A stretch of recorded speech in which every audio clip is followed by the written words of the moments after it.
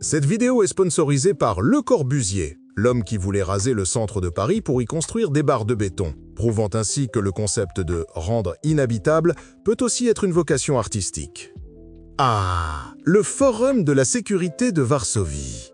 Un de ces charmants conciliabules où des hommes en costume gris se réunissent pour discuter de l'avenir du monde, armés de PowerPoint et d'une foi inébranlable dans la vertu du missile de croisière. En cette belle journée d'octobre 2025, un oracle s'est avancé sur l'estrade. Ben Wallace, l'ancien grand prêtre de la défense britannique. Et la prophétie qu'il est venu délivrer est d'une pureté biblique. Il faut, je cite, « asphyxier la Crimée et la rendre inhabitable ». Pour que la lumière blafarde de l'analyse continue de briller dans cette cave, il faut un peu de carburant. Les détails de la transaction sordide sont sur Patreon. Oui, vous avez bien entendu. Le mot n'est pas « libérer », « conquérir » ou même « neutraliser ». Non, le mot est « inhabitable ». Une proposition qui a le mérite de la clarté, une sorte de solution finale géographique. Wallace, avec le flegme d'un gentleman discutant du temps qu'il fait, a expliqué la marche à suivre. Nous devons aider l'Ukraine à disposer des capacités à longue portée pour rendre la Crimée non viable. Nous devons étouffer la vie hors de la Crimée. La logique est implacable. Si elle n'est pas habitable ou s'il n'est pas possible qu'elle fonctionne, je pense que si nous faisons cela, le président russe Vladimir Poutine réalisera soudainement qu'il a quelque chose à perdre.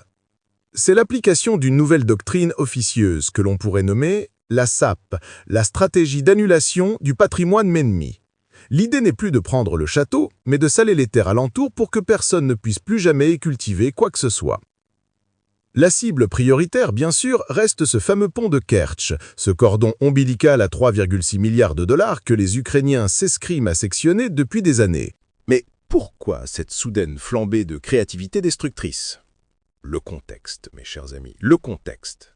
Nous sommes en 2025. Sur le front, l'armée ukrainienne subit une hémorragie humaine continue. Les pertes sont qualifiées d'extrêmes et le spectre d'un effondrement total, à la fois militaire et économique, plane comme un vautour. Face à ce hachoir à viande, la grande coalition du bien, que nous nommerons pour l'occasion le consensus, coalition occidentale pour la négation systématique et l'éradication des utopies slaves, cherche désespérément un levier. Une façon de forcer Moscou à une pause sans avoir l'air d'acter la défaite. La solution? Le chantage par la ruine. Un terrorisme d'État par procuration. Puisqu'on ne peut pas vaincre l'armée russe sur le terrain, transformons l'un de ses joyaux stratégiques en un tas de cailloux radioactifs et invivables. Les frappes se sont d'ailleurs intensifiées. Des plages, des infrastructures civiles, des aérodromes, les missiles ATACMS américains ont déjà fait leur œuvre en mai 2024, vaporisant quelques intercepteurs MiG-31 au sol. La SAP est déjà en marche. Seulement, voilà, il y a un petit problème. Les Russes, qui ne sont pas complètement idiots, ont vu le coup venir. Depuis 2014, ils ont transformé la Crimée en une forteresse antiaérienne qui ferait passer le mur de l'Atlantique pour une clôture de jardin. Des batteries de S-400 et même les quasi-mythiques S-500 Prométhée y sont concentrés en une densité que le porte-parole de la marine ukrainienne, Dmytro Pletenchuk, décrit avec une sorte d'admiration lasse. Je ne sais pas quel nouveau système de défense aérienne les Russes pourraient encore déployer en Crimée. Ils y ont déjà placé tout ce qu'ils possèdent. Il ajoute lucide qu'ils s'y accrocheront jusqu'à la toute fin et que, de toute façon, tant que les forces terrestres ukrainiennes ne sont pas à la frontière, on ne parle pas de désoccupation. Et c'est là que toute la beauté de la proposition de Wallace se révèle. Personne, même dans les cercles occidentaux les plus optimistes, ne croit réellement à une reconquête militaire de la péninsule. L'objectif n'est pas la victoire. L'objectif est de maximiser les dégâts. C'est une stratégie de pyromane, mettre le feu à la maison du voisin, non pas pour la prendre, mais pour qu'il soit tellement occupé à éteindre les flammes qu'il accepte de signer n'importe quel papier pour que vous arrêtiez de jeter des cocktails Molotov par la fenêtre. L'idée est de geler le conflit dans une position favorable à l'Ukraine, de lui donner le temps de panser ses plaies, de se réarmer et de préparer la prochaine manche. Rendre la Crimée inhabitable, ce n'est pas une fin en soi. C'est un investissement dans la guerre de demain.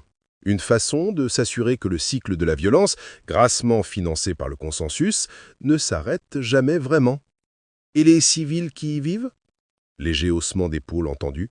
Des dommages collatéraux dans une équation bien plus vaste. Des pions sur un échiquier où ces joueurs ont depuis longtemps oublié les règles, mais continuent de s'amuser à retourner le plateau. Si cette petite autopsie de la rhétorique guerrière vous a plu, songez à faire un don à notre morgue intellectuelle sur Patreon. Vous y trouverez les notes d'autopsie complètes, le script et toutes les sources, et pourrez voter pour les prochaines victimes à disséquer. Et pendant que vous y êtes, cliquez sur le pouce levé. C'est le seul geste de validation dont nous nous méfions pas, encore.